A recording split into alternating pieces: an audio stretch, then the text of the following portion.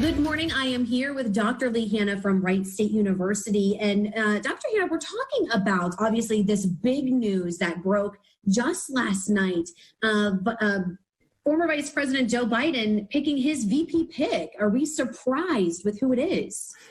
I think this might be one of the most unsurprising picks that we've had in recent years. There have been other candidates that have been on the short list and been rumored weeks and days in advance of the actual announcement. But with Kamala Harris, I mean, really, when she dropped out of the presidential race in December, it felt like she was a fitting partner for a number of the front runners. And so, yeah, this was not nearly as surprising as some of the recent picks have been. It's very conventional. When we talk about a VP pick for Biden, do we think that they will mesh well? I mean, you mentioned that one debate that they had where she sort of had the upper hand. Do you think that they're past that?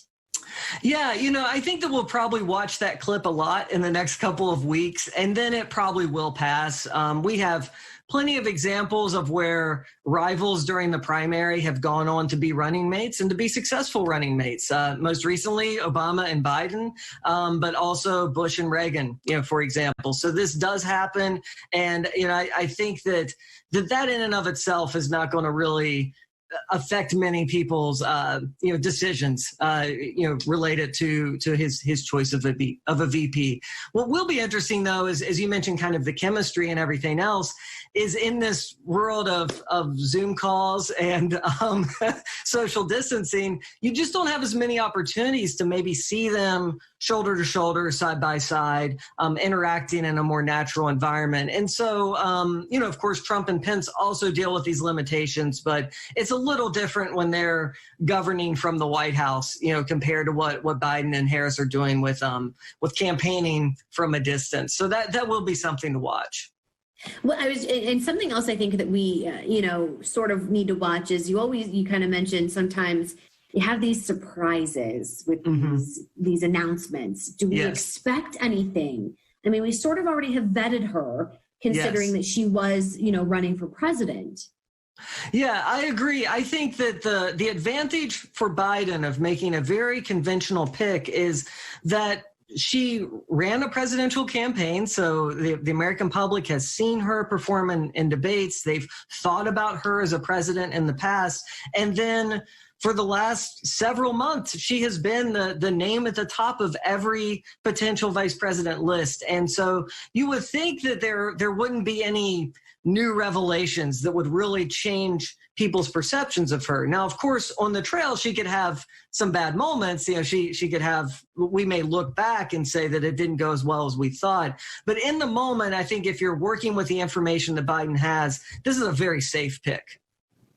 Did you think that it'll give them, I guess, this Democratic, well, I guess it needs to be official. It's not technically official yet. Sure, yeah. But the potential, I guess, for this Democratic ticket, will that give them an edge over Trump and Pence?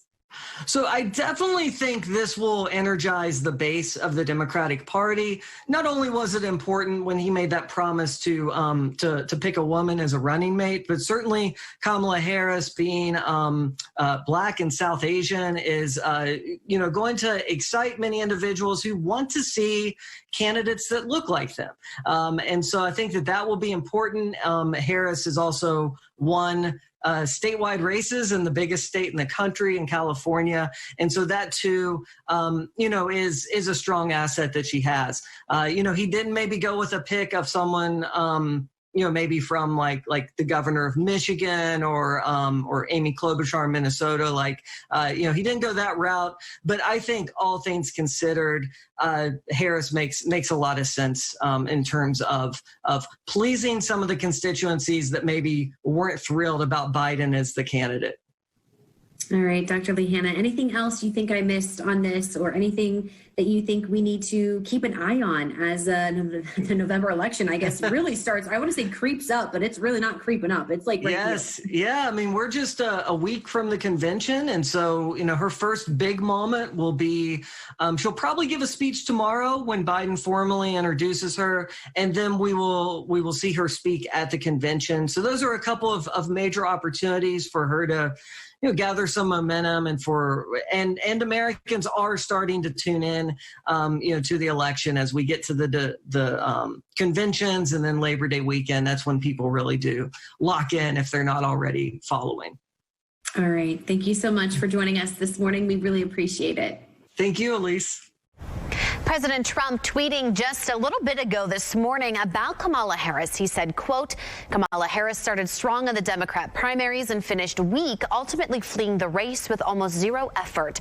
That's the kind of opponent everyone dreams of. And of course, we'll keep an eye on the president's account and bring you any more updates both on air and online at Dayton247now.com.